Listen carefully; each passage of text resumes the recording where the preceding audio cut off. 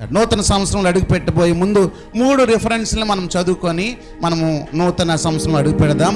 బైబిల్లో ఉన్న వాళ్ళందరూ కూడా నిర్గమాకాండము 33వ అధ్యాయము 14 నుంచి మనం చదువుకుందాం. నిర్గమాకాండము 33వ అధ్యాయము 14వ వచనాన్ని మనము చదువుకుందాం. అందుకు ఆయన, నా సన్నిధి నీకు తోడుగా వచ్చును. దేవుని స్తోత్రం. 2025లో అడుగు పెట్టబోయే ముందు మనం ఏం కోరుకోవాలండి? ఈ సంవత్సరంలో ఇల్లు కట్టలేదు, వచ్చే సంవత్సరం ఇల్లు కట్టాలి. ఈ సంవత్సరంలో పెద్ద ఉద్యోగం లేదు, వచ్చే సంవత్సరంలో పెద్ద ఉద్యోగం రావాలి. ఈ సంవత్సరంలో పెద్ద లాభాలు లేవు, వచ్చే సంవత్సరం ఇంకొంచెం లాభం వస్తే బాగున్ను. ఈ సంవత్సరంలో పెద్దగా జరుగుబడి లేదు, వచ్చే సంవత్సరం బాగా జరుగుబడి ఉంటే బాగున్ను అని ఆశపడకూడదు.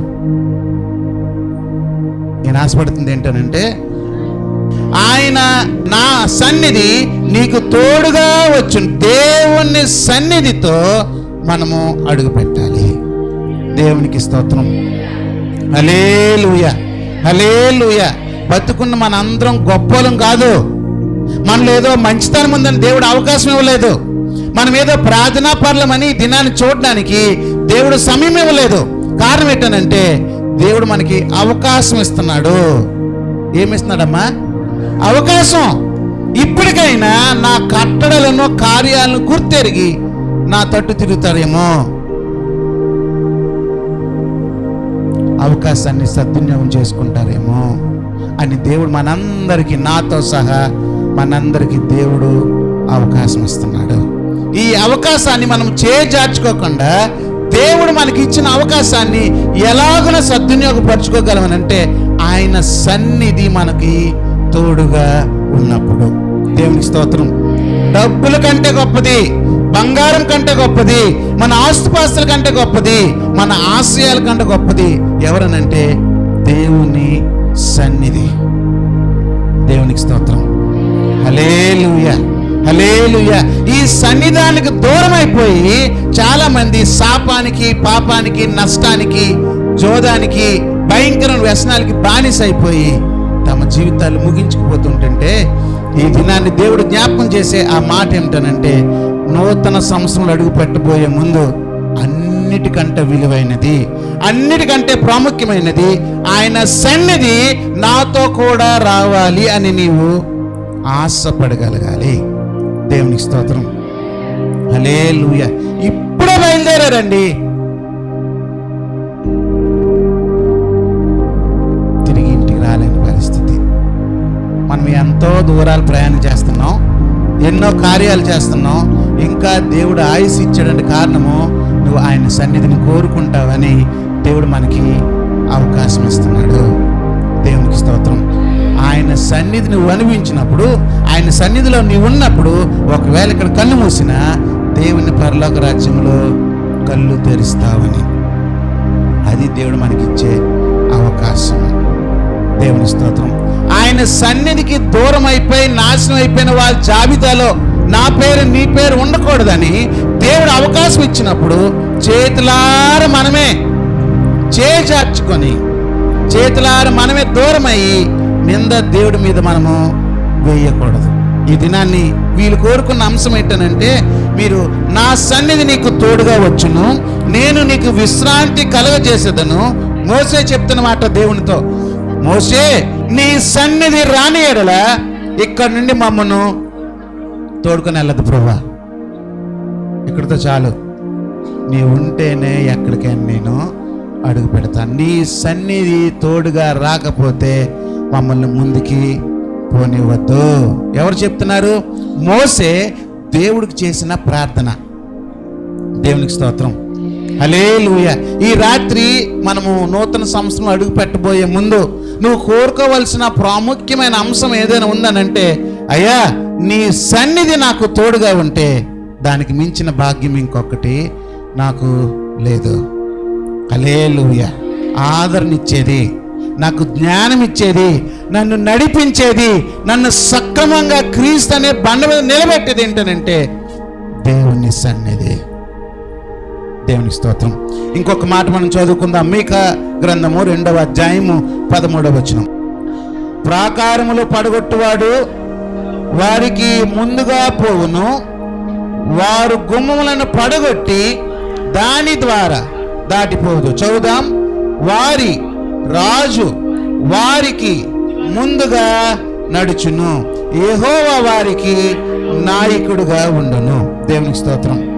హల్లెలూయా. రాజు ఎటు నడవాలంట చెప్పాలండి?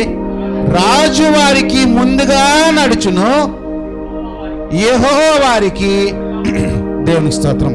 మొట్టమొదటిది ఆయన సన్నిధానం కోరుకోవాలి. 2025లో ఆయన సన్నిధానానికి అంత విలువ ఇవ్వాలి. What is your first priority అని అడిగితే జాబ్ అనకూడదు. What is your first priority అని అంటే మరి ఈరోజు ఓటీ చేయకపోతే డబ్బులు రాదు కదండి అని అనకూడదు. నీకు ఆయుస్ ఇచ్చి అవకాశం ఇచ్చి నీకు దేవుడు అన్ని విధాలుగా సహాయపడుతున్న దేవుడికి ఫస్ట్ నీ సన్నిధానం ప్రభువా. ఆశ్చర్యకరమైన సంగతి ఏంటనంటే వారానికి 2 గంటలు గడుపుతాం మనం. ఎక్కడండి? దానికి కూడా మనకు టైం లేదని చెప్తాం. ఇప్పుడు దేవుడు జ్ఞాపకం చేసి నీ సన్నిధిని కోరుకోవాలి. రెండోది, దేవుడు నీకు ముందుగా నడుస్తాడు, యెహోవాయే నీకు నాయకుడుగా ఉంటాడు. దేవునికి స్తోత్రం. హల్లెలూయా. నాయకుడు అని ఎవరిని అంటామనంటే వాళ్ళ ఆలోచనలు చెప్పి వాళ్ళ జ్ఞానాన్ని మనకి నేర్పించి మనల్ని ఆ స్థాయికి చేర్చే వారిని ఏమంటామంటే నాయకుడు అని అంటాం. బైబిల్ లక్షణాల ప్రకారంగా నీ నాయకుడు ఎవరంట చెప్పాలి. ఆ మాట చదువుదాం చూడండి. మరి 13వ వచనంలో కామా తర్వాత రాజు ప్లేస్లో యేసు ప్రభు పేరు పెట్టుకుంటే యేసు ప్రభు వారికి ముందుగా నడుచును. నీ ముందు ఎవరు నడవాలమ్మా? నీ దేవుడు. దేవుని స్తోత్రం. నీ ముందు దేవుడు నడిస్తే నువ్వు సినిమా హాల్కి వెళ్ళవు. నీ ముందు దేవుడు నడిస్తే బార్ షాప్కి వెళ్ళవు. నీ ముందు దేవుడు నడిస్తే దేవుని సన్నిధానంలోకి నీవు వెళ్తావు. నీ ముందు దేవుడు నడవడం లేదు కాబట్టి నువ్వు ఎటు పడితే అటు వెళ్ళిపోతున్నావు. నువ్వు దేవుని నాయకత్వంలో లేవు కాబట్టి నీ నాయకత్వం నీకు నచ్చినట్టు నీవు జీవిస్తూ ఉన్నావు. మొట్టమొదటిది ఆయన సన్నిధిని మనం కోరుకోవాలి. రెండోది ఆయన నాయకత్వానికి మనం అప్పగించేసుకోవాలి. దేవుని స్తోత్రం. చాలాసార్లు ఈ మాట చెప్పని మీకు అర్థం అవ్వాలని మళ్ళీ జ్ఞాపకం చేస్తూ ఉన్నాను. ఆటోలో కూర్చుంటాం, బాబు అటు తిప్పు ఇటు తిప్పు, హార్న్ కొట్టు, బ్రేక్ అయిన మనం ఏమనో. హార్న్ కొట్టినా బ్రేక్ వేసినా ఇటు తిప్పినా నీ ఇంటికి వచ్చే వరకు నువ్వేం చేస్తావండి? నోటి మీద వేలేసుకుని ఉంటావు. నువ్వు డ్రైవ్ చేయు. కానీ దేవుడి దగ్గరికి వచ్చేసరికి నాకు ఈ కార్యం చేసి పెట్టు ప్రభువా, వచ్చే రోజు కల్లా నాకు అది చేసి పెట్టు ప్రభువా, నెక్స్ట్ మంత్ కల్లా నాకు అది ఇచ్చే ప్రభువా అని డైరెక్షన్ అంతా ఎవరికి ఇస్తామంటే నీ దేవుడికి ఇచ్చేస్తావు. ఇది న్యాయం అంటారా? ఆటో వాడికి ఇచ్చిన విలువ కూడా నీ దేవుడికి ఇవ్వలేకపోతున్నావు. దౌర్భాగ్యం అని చెప్పాలి. అయ్యా నీ చేతిలో పెట్టేశాను, నడిపిస్తే నడిపించు, ఆపేస్తా. నువ్వేం చేసినా నాకు న్యాయమే చేస్తావు. అన్యాయస్తుడివి కావు. నమ్ముతున్నావా దేవుణ్ణి? దేవుడికి పరిపూర్ణంగా అప్పచెప్పేసుకొని నీ నాయకత్వం కింద నేను ఉంటాను. దేవునికి స్తోత్రం. నాయకత్వము కింద ఉన్నాడు నాయకుడు మాట వినాలి.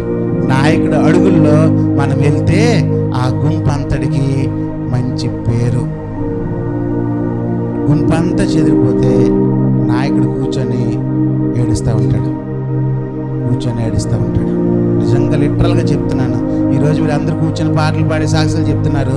నేను అందరూ గమనిస్తున్నాను. ఎవరు మిస్ అయ్యారు ఇక్కడ? నాయకుడు మీ సేవకుడు డబ్బుల గురించి చూడండి, మీ సేవకుడు పేరు గురించి చూడండి. మీ సేవకుడు అందరూ వచ్చి ఏకీపించి ప్రార్థన చేస్తే ఆ మహిమ, ఘనత, ఆశీర్వాదము మనకి మన కుటుంబాలకి ఉండాలని ఆశపడతాం. దేవుని స్తోత్రం. హల్లెలూయా.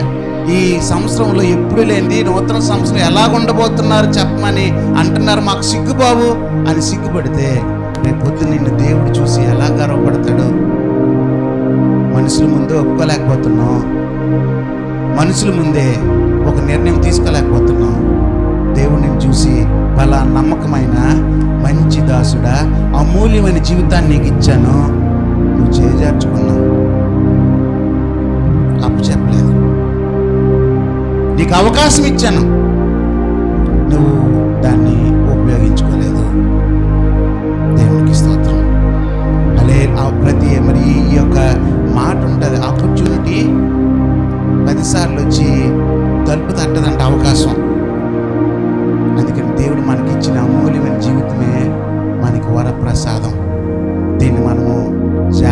పదిలంగా దేవుని కొరకు మనము వాడుకోవాలి. ఇంకొక మాట మీకు జ్ఞాపకం చేస్తాను. సంఖ్యాకాండము 32వ అధ్యాయం 32వ వచనం.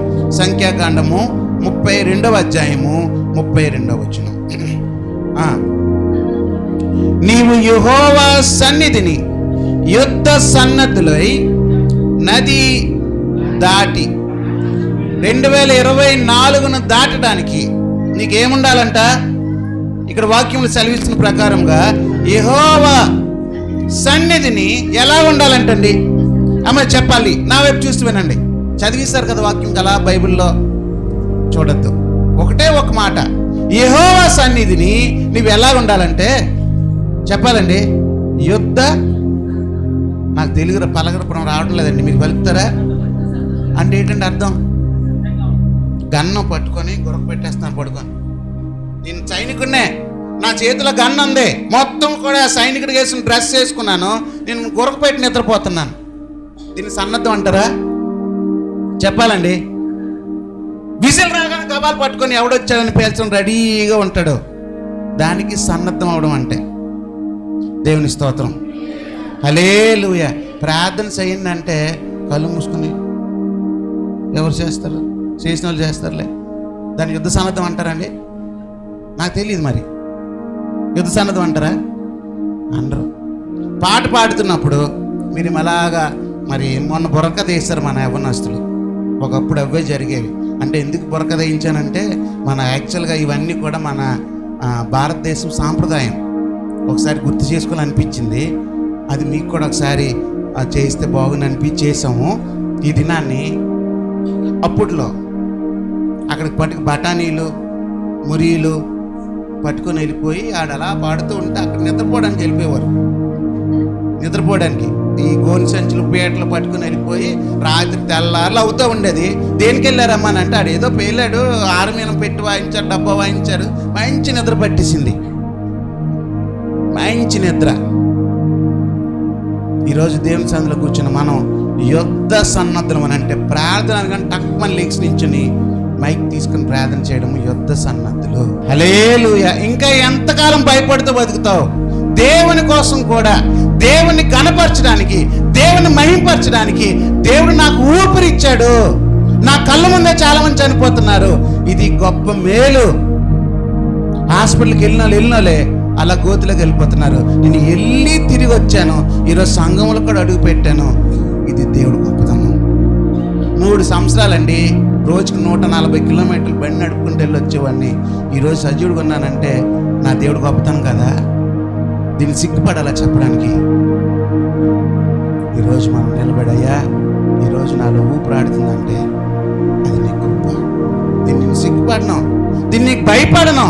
నీ నామాన్ని హెచ్చించడానికి నేను యుద్ధ సన్నద్ధులై నేను నిలబడతాను. దేవునికి స్తోత్రం, హల్లెలూయా. మన దేవుడి గురించి చెప్తున్నప్పుడు రొమ్ము విరుచుకొని లేచి నిలబడాలి. నా దేవుడు, నా దేవుడు నా జీవితంలో జరిగించిన కార్యము. దేవునికి స్తోత్రం. ఇంకొక మాట మీకు జ్ఞాపకం చేస్తాను. తిమోతికి రాసిన 2వ పత్రిక చివరిలో ఇది చదివి మనము ప్రార్థనలోకి వెళ్ళబోతున్నాం. అపోస్తలుడైన పౌలు తిమోతికి రాసిన 2వ పత్రిక మరి 21వ వచనం. ఎవడైనను వీటిలో చేరక తన్ను తాను పవిత్ర పరచుకొనని ఎడల వాడు పరిశుద్ధపరచబడి యజమానుడు వాడుకొనుటకు అర్హమైన ప్రతి సత్కార్యమునకు సిద్ధపరచబడి ఘనత నిమిత్తమైన పాత్ర అయి యుండును. ఏం పాత్ర? చాలా పాత్రలు ఉంటాయి. బంగారపు పాత్ర, మట్టి పాత్ర, చెక్క పాత్ర, చాలా రకాల పాత్రలు ఉంటాయి. బంగారం పాత్ర అంటే చాలా ఘనమైనది. ఇత్తడి పాత్ర అయితే దానికన్నా కొంచెం విలువ తక్కువ. మట్టి పాత్ర అయితే అన్నిటికన్నా చాలా చీపు మన దృష్టిలో. ఎవరి దృష్టిలోనండి? మన దృష్టిలో. కానీ దేవుడి దృష్టిలో అలా కాదు. అలాగని దేవుడు రివర్స్లో వెళ్ళలేదు. ఏమి మట్టి పాత్ర చీపు కాబట్టి అది నాకు ఎలా కూడా దేవుడు అనలేదు. దేవుడు ఒక క్వాలిటీ ఇచ్చాడు. అన్నిటికీ చాలా పాత్రలు ఉన్నాయి. ఇక్కడ అన్ని పాత్రలు పెట్టేసుకున్నాను. బంగారము, వెండి, ఇత్తడి, తర్వాత రాగి, అన్ని లోహాలతో రకరకాల పాత్రలు, చెక్క పాత్ర, మట్టి పాత్ర అన్నీ ఉన్నాయి. దేవుడు ఏ పాత్రను ఎంపిక చేసుకుంటాడు? చెప్పాలమ్మా, ఏ పాత్రను దేవుడు ఎంపిక చేసుకుంటాడు? చెప్పాలి. కాదు, మట్టి పాత్ర కాదు, పరిశుద్ధమైన పాత్ర. దేవుని స్తోత్రం. ఏం పాత్ర అంట? అది బంగారం అవని, వెండి అవని, ఇతర అవని, ఏదైనా అవని, బంగారమేనండి. మొత్తము మురికి ధూళి పట్టేసింది. భోజనం వడ్డించుకుని తినగలవా? పరిశుద్ధంగా క్లీన్గా ఉంటే ఆ పాత్రను దేవుడు తీసుకొని ఆయన ఆనందపడతాడు. నువ్వు బంగారమా, మట్టివా, వెండివా, చెక్కవా, డబ్బున్నోడువా, లేనోడువా, నీ దగ్గర అది ఉందా, టాలెంట్స్ ఉన్నాయా, నీకు బాగా నాలెడ్జ్ ఉందా, దేవుడికి అవసరం లేదు. నీలో ఆ పవిత్రత. నేను పాపిని ప్రభువా, నన్ను కరుణించి ఇక నన్ను పవిత్రపరిచున్నప్పుడు దేవుడు నిన్ను అలా తీసుకొని ఆయన శంకనెత్తుకున్న దేవుడు అంట. దేవునికి స్తోత్రం. దేవుడిచ్చే క్వాలిటీ ఏంటనంటే పవిత్రత. ఆ పరిస్థితి మనం దిగజారిపోకూడదు. కొంతమంది దేవుడు సన్నిధిలో నుంచి త్రోసివేస్తాడు. ఎందుకో తెలుసా? నీ జీవితంలో ఇంకా మార్పు కలగకపోతే లేచి నిలబడదాం.